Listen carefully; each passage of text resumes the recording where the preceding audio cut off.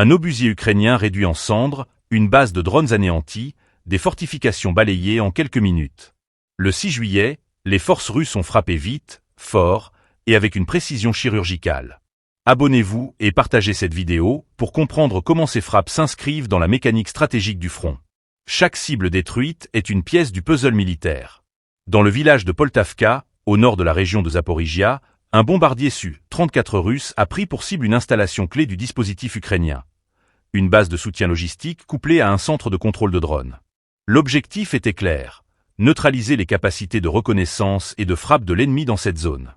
En quelques instants, le complexe a été réduit au silence, privant les troupes ukrainiennes de leur vision tactique à distance.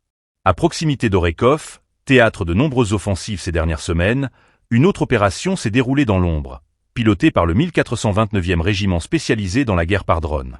Plusieurs frappes ciblées ont permis de détruire des mortiers, des fortifications légères et surtout des centres de communication. Ces éléments sont cruciaux pour maintenir la coordination des unités ukrainiennes dispersées sur le front. Leur élimination ralentit considérablement les mouvements de troupes et complique l'organisation des contre-offensives.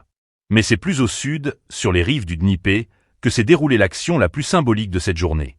Un drone kamikaze FPV du groupe Dnepr a réussi à localiser et neutraliser un obusier automoteur ukrainien de type Bogdana.